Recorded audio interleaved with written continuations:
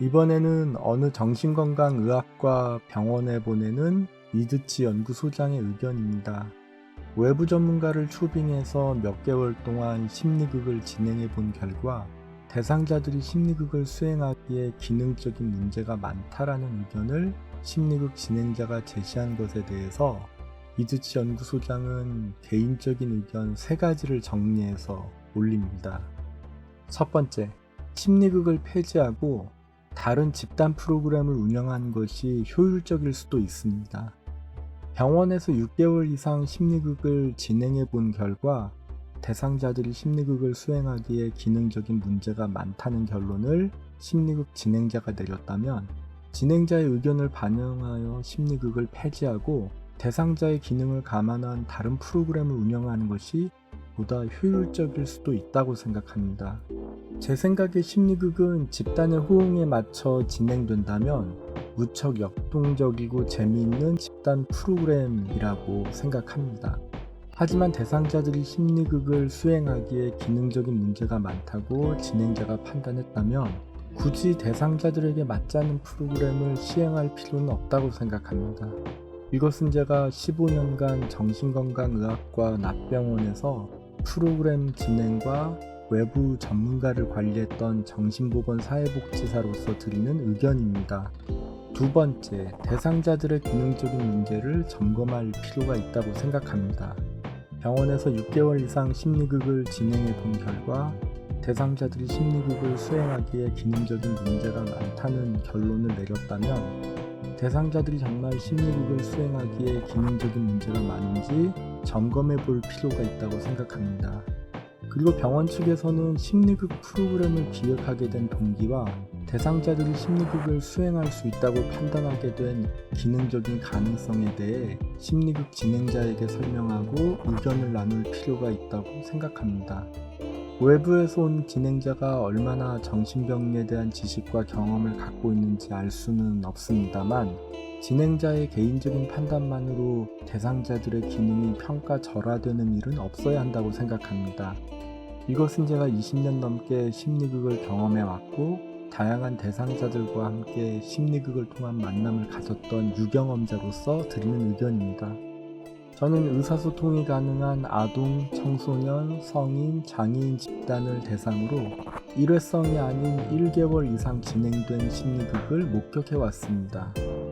여기에서 심리극이 부적절하다고 판단된 대상은 소수였습니다.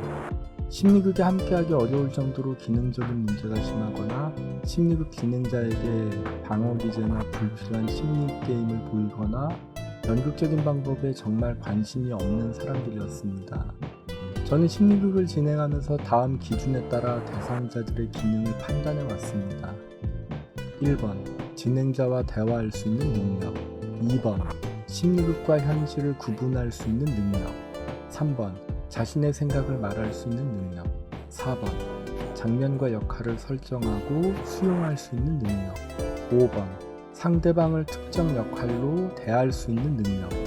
6번, 나 아닌 다른 사람 역할을 맡아 연기할 수 있는 능력입니다. 세 번째, 진행자는 그동안 어떤 노력을 했는지 확인해야 한다고 생각합니다.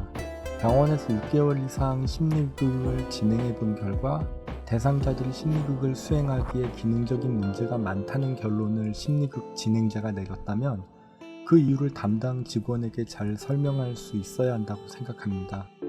만약 설명하지 못한다면 진행자가 심리극 진행에 어려움을 겪고 있음을 반영하는 것일 수도 있습니다. 이것은 진행자의 역량이 노출된 것일 수도 있고 사적인 어떠한 문제가 있는 것일 수도 있고 진행자와 대상자들 간의 문제일 수도 있고 기관의 문제가 관련되었을 수도 여러 가지 문제들이 복합된 것일 수도 있다고 생각합니다.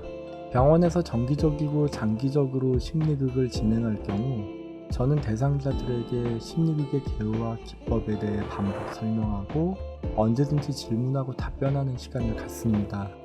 그리고 다른 사람의 심리극을 관찰하면서 떠오르는 생각과 느낌을 함께 공유하는 시간을 갖기도 합니다. 각각의 개인차는 있습니다만 저는 일부 심리극 대상자 중에서 심리극 진행 과정을 충분히 관찰하고 숙고하는 시간을 가진 다음에 자연스럽게 심리극을 통해 표현하고 싶은 욕구를 보여주는 분들을 목격해 왔습니다. 저는 이러한 대상자를 파악하게 되면 관객 입장에서 짧게 한마디 해보기 하거나 엑스트라 역할을 맡아 잠시라도 무대를 경험하도록 권해서 흥미와 자기 표현의 기회를 가질 수 있도록 진행합니다. 저는 심리극에 함께한 사람은 누구나 자신을 표현하고 싶은 욕구와 권리가 있다고 생각하기에 진행자는 심리극에 참가한 대상자들이 안전하게 자신의 욕구와 권리를 표현하고 행사할 수 있도록 늘 최선의 방법을 고려해야 한다고 생각합니다. 심리극 과정 중에 프로세싱이라고 부르는 과정 추적이라는 것이 있습니다. 어떤 심리극은 쉐어링으로 종결되지만 어떤 심리극은 쉐어링 바로 다음이자 마지막 단계로 과정 추적이 추가됩니다. 저는 병원 심리극을 마친 뒤 직원이나 자원봉사자에게 심리극 진행 과정을 설명하기 위한 시간이 필요하다고 생각합니다. 저는 몇몇 기관에서 보조자와 직원들을 위한 과정 추적을 진행하면서 대상자들을 고려한 심리극을 위해 함께 생각해보는 시간을 갖습니다. 과정 추적을 통해 왜 그렇게 진행했는지, 주인공과 관객을 위해 진행자는 어떤 노력을 했는지, 진행자의 반성과 반영을 이야기할 수 있다면 왜 심리극이 필요하고 왜 자신이 이곳에서 진행해야 하는지에 대한 정당성을 제시할 수 있다고 생각합니다. 이것은 이야기 드라마 치료 연구소를 운영하고 있는 소장으로서 드리는 의견입니다. 진행자가 주인공과 관객을 위해 어떠한 노력을 했는지 확인해 볼 수 있는 항목은 지금 이 순간 7가지가 생각납니다. 1. 대상자들의 독특한 특성을 숙지하고 있는가? 2. 심리극 진행의 변수가 될 만한 상황을 사전에 알고 있었는가? 3. 대상자들과 담당 직원에게 심리극에 대한 의견을 물어보았는가? 4. 대상자들의 특성을 고려하거나 의견을 반영해 진행해 보았는가? 혹은 진행자만의 방식을 계속 고수하고 있는가? 5. 담당 직원에게 대상자들에 대한 정보나 조언을 요청했는가? 6. 심리극 진행 시 주인공과 관객을 존중했는가? 7. 주인공의 욕구를 얼마나 파악하고 반영했는가입니다.